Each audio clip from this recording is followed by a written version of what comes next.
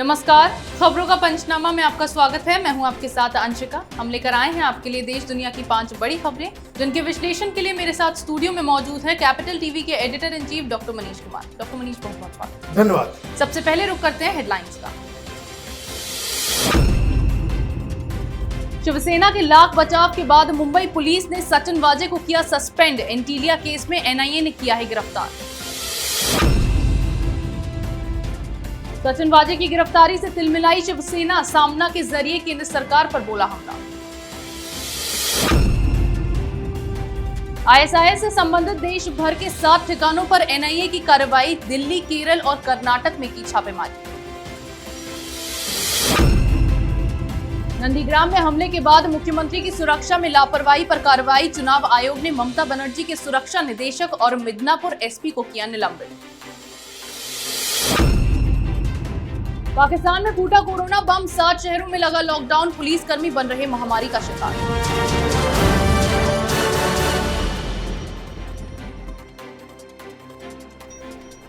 नजर डालते हैं पहली खबर पर। एंटीलिया केस में सचिन वाजे की मुसीबतें और भी ज्यादा बढ़ गई हैं। शिवसेना के लाख बचाव के बाद सचिन वाजे को मुंबई पुलिस ने सस्पेंड कर दिया है। वाजे की गिरफ्तारी के कारण उन्हें सस्पेंड किया गया है। आपको बता दें कि सचिन वाजे की गिरफ्तारी करीब 12 घंटे तक चली लंबी पूछताछ के बाद की गई। इस पूछताछ के दौरान एनआईए ने सचिन के सामने कुछ ऐसे पुख्ता सबूत रखे, जिसके बाद सचिन ने इस साजिश में शामिल होने की बात कबूल कर ली। फिलहाल सचिन वाजे 25 मार्च तक एनआईए की हिरासत में है। डॉक्टर मनीष, क्यों सचिन वाजे को इतने बचाव के बाद भी शिवसेना के अब सस्पेंड कर दिया गया? देखिए, एक तो पहला कानून यह है कि अगर 24 घंटे से ज़्यादा कोई गिरफ्तारी में रहता है तो वैसे पुलिस अधिकारी को ऑटोमेटिकली सस्पेंड कर दिया जाता है, इसलिए ये कानून उसके ऊपर अप्लाई हो गया। दूसरी बात जो शिवसेना और उद्धव ठाकरे की तरफ से आ रही थी, जो लगातार सचिन वाजे के स्पोक्स पर्सन बने हुए थे, ये बता रहे थे कि बहुत ईमानदार है, ये तो बहुत ही काबिल अधिकारी है, लेकिन अब ये साफ साफ पता चल गया कि जिस 2 गाड़ियों का इस्तेमाल मुकेश अंबानी के घर के बाहर विस्फोटक रखने में किया गया, इन दोनों ही गाड़ियों को सचिन वाजे ही इस्तेमाल में ला रहे थे। एक तो उनके दोस्त मनसुख हिरेन की गाड़ी थी और दूसरा पता नहीं इसका ऑनर कौन है, लेकिन इसका इस्तेमाल वो जो क्राइम ब्रांच की इंटेलिजेंस यूनिट जिसका हेड सचिन वाजे था उसके अधिकारी कर रहे थे। मतलब ये कि इतना सफ़ेद झूठ कोई भी पुलिस पूरी दुनिया के सामने बोल सकती हो, ये अब तक देखा नहीं गया। क्योंकि जब ये मामला सामने आया था तब मुंबई पुलिस ने ये कहा था कि उन्हें उस वाइट इनोवा की तलाश है, और देखिए ये इनोवा मिला भी तो कहाँ, तो मुंबई पुलिस कमिश्नर के दफ्तर के अंदर मिला है ये इनोवा कार। तो इसलिए इस साजिश में न सिर्फ सचिन वाजे बल्कि मुंबई के पुलिस कमिश्नर को भी सस्पेंड कर दिया जाना चाहिए। यानी कि शिवसेना के काफी बचाव के बाद भी सचिन वाजे को अब मुंबई पुलिस ने सस्पेंड कर दिया है। वहीं एंटीलिया केस में शामिल सचिन वाजे की गिरफ्तारी के बाद उद्धव ठाकरे तिलमिला गए हैं। शिवसेना ने सचिन वाजे की गिरफ्तारी को लेकर मुखपत्र सामना के जरिए केंद्र सरकार पर हमला बोला है। सामना के जरिए शिवसेना ने केंद्र सरकार और केंद्रीय जांच एजेंसियों की कार्रवाई को लेकर सवाल उठाए और कहा कि ये बदले की कार्रवाई है। सामना में शिवसेना ने साफ तौर पर लिखा है कि महाराष्ट्र के किसी मामले में टांग अड़ाने का मौका मिले तो केंद्र की जांच एजेंसियां भला पीछे कैसे रह सकती हैं? डॉक्टर मनीष, क्यों शिवसेना ने इस तरह इसे बदले की कार्रवाई करार दिया है? देखिए, विनाश काले विपरीत बुद्धि। शिवसेना दिमागी तौर पे, वैचारिक तौर पे वो डिरेल हो चुकी है। अमरावती में वो जब एमआईएम के साथ, ओवैसी की पार्टी के साथ अलायंस पार्टनर बन सकती है, तब तो उससे क्या अपेक्षा की जाए। और जब ये सचिन वाजे पूरी तरीके से एक्सपोज हो चुका है, ये मालूम चल चुका है पूरी दुनिया में, वो जब मान चुका है कि वो इस साजिश का एक हिस्सा था, वो बड़े बड़े अधिकारियों के नाम बता रहा है, वो शिवसेना के नेताओं के नाम बता रहा है, तो ऐसे में शिवसेना ने उसे बचाने की जो कोशिश की और जो इसको कह सकते हैं कि इलॉजिकल दलील देकर वो इस पे अपनी बात को रखना चाह रही है, ये दिमाग से परे है। इस मसले में केंद्र की एजेंसी इसलिए आई क्योंकि इस घटना के फौरन बाद जैसुल हिंद नाम के आतंकी संगठन ने इस धमकी की जिम्मेदारी ली थी और ये कहा था कि अभी तो ये ट्रेलर है, आगे पूरी फिल्म बाकी है। तो ये जो फिल्म बाकी है और टेररिस्ट संगठन इसके दायित्व ले रहा है, तो उसे सचिन वाजे जैसे अधिकारी उसकी जांच करेंगे? ये शिवसेना के इनएक्सपीरियंस और घटिया राजनीति का एक शानदार नमूना है। यानी कि सचिन वाजे को बचा पाने में नाकाम रही शिवसेना अब इस तरह की बयानबाजी कर रही है। वहीं इस्लामिक स्टेट मॉड्यूल के खिलाफ एनआईए बड़ी कार्रवाई कर रही है। दिल्ली सहित देश भर के 7 ठिकानों पर एनआईए की छापेमारी चल रही है। टेरर फंडिंग से जुड़े मामलों में ये छापेमारी दिल्ली, केरल और कर्नाटक से संबंधित 7 जगहों पर की जा रही है। जानकारी के मुताबिक जिन लोगों के परिसर में ये छापेमारी चल रही है, ये वो लोग हैं जिन्हें कथित तौर पर आईएस समूह की ओर से कट्टरपंथी बनाया गया है। साथ ही जिन लोगों के परिसरों की तलाशी ली जा रही है, उन्हें पूछताछ के बाद गिरफ्तार भी किया जा सकता है। डॉक्टर मनीष, क्या है ये पूरा मामला? देखिए, एनआईए की तरफ से किसी और मसले में पूछताछ चल रही थी, किसी और केस में जो दिल्ली दंगे से जुड़ी हुई और उससे जुड़ी हुई चीजें थी, उसके तहत 3 महिलाओं को पकड़ा गया। इन महिलाओं से जो जानकारियां मिली उससे एनआईए के होश उड़ गए। मालूम चला कि आईएसआईएस का मॉड्यूल जो है 3 राज्यों में बाकायदा एक्टिव है। मैं आपको बता दूं कि जब ये दिल्ली में दंगे हुए थे, तो दंगे के पहले ये जाफराबाद में ही सब कुछ क्यों हुआ? दिल्ली में जो छापेमारी चल रही है वो जाफराबाद के अंदर चल रही है।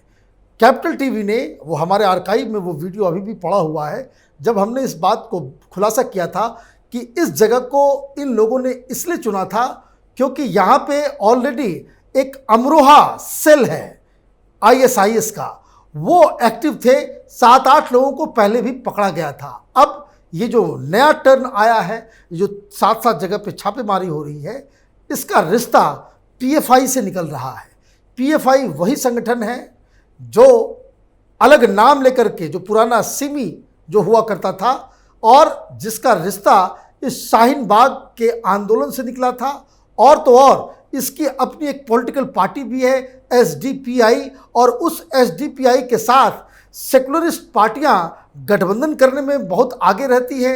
अभी तमिलनाडु में उसके साथ कमल हसन ने गठबंधन किया है, केरल में भी ये लोग चुनाव लड़ रहे हैं। तो ये एक ऐसा मसला है कि किस तरीके से आईएसआईएस हिंदुस्तान के लोगों का इस्तेमाल हिंदुस्तान के अंदर इस्लामिक कट्टर विचारधारा को फैलाने में जुटा हुआ है।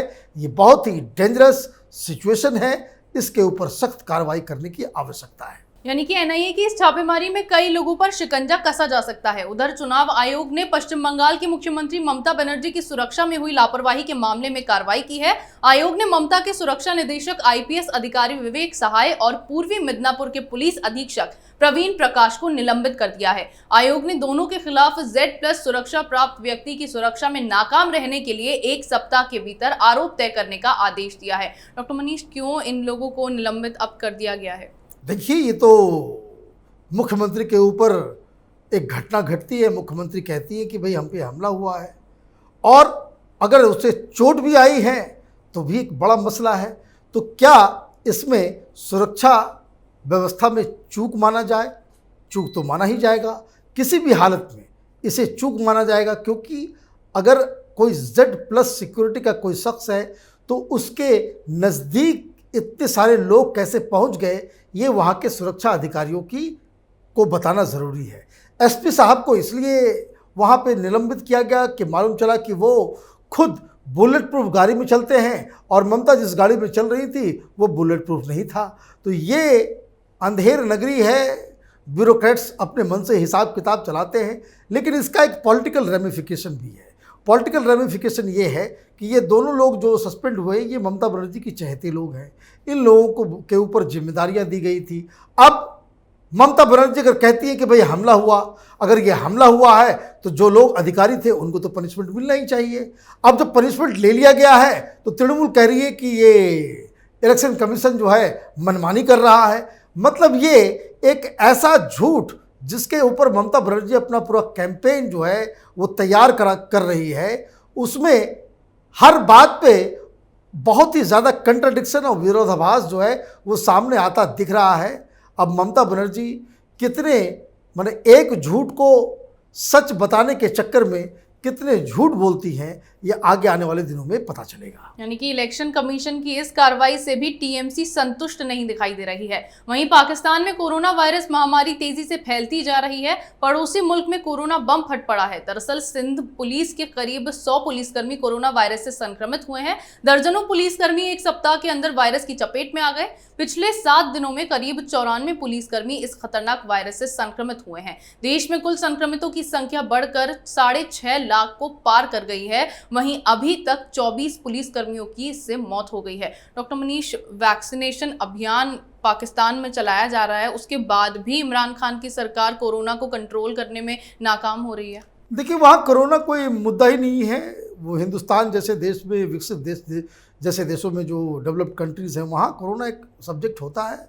यहाँ तो कोई है ही नहीं। तो ये लोग शुरू में कह रहे थे कि भाई ये तो अल्लाह जिसको उठाना चाहता है उसके लिए आया है, जो नमाज पढ़ता है उसके लिए थोड़ी ये कोई बीमारी है।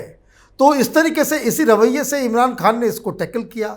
अब पूरी दुनिया में जब डोजेस मिलने लग गए वैक्सीन के, तो वहाँ पे फिर से जैसे सेकेंड वेव हिंदुस्तान में भी आया है, लेकिन हम लोग उसको तैयारी में जुटे हुए हैं, हम लोग कुछ कर रहे हैं। लेकिन वहाँ पे चूँकि अब इस बार चूँकि पूरी दुनिया में वैक्सीन चल रहा है, इसलिए अब धीरे धीरे ये मुद्दा वहाँ पे पकड़ रहा है। और इसलिए भी ये ज़्यादा बड़ा मुद्दा बन रहा है कि जब से पाकिस्तान की जनता को ये मालूम चला है कि जो वैक्सीन जो फ्री के आ रहे हैं वो हिंदुस्तान की तरफ से आ रहा है, प्रधानमंत्री मोदी भेज रहे हैं, तो उससे इमरान खान की सरकार की साख तो खराब हो ही रही है।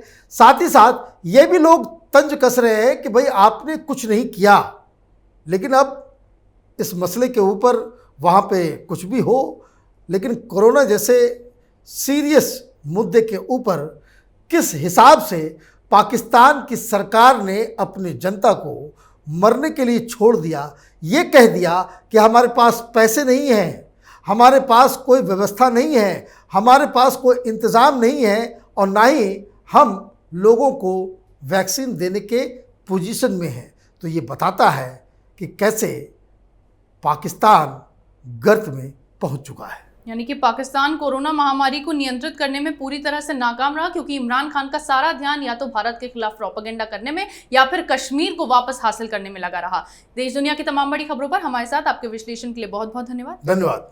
खबरों का पंचनामा में आज इतना ही। अगर आपको हमारा ये वीडियो पसंद आया हो तो इसे लाइक करें, शेयर करें, कमेंट करें, साथ ही हमारे चैनल को सब्सक्राइब करें। और अगर आप तक हमारे खबरों के नोटिफिकेशंस ना पहुंच पाते हो तो अब आप कैपिटल टीवी के ऐप को भी डाउनलोड कर सकते हैं।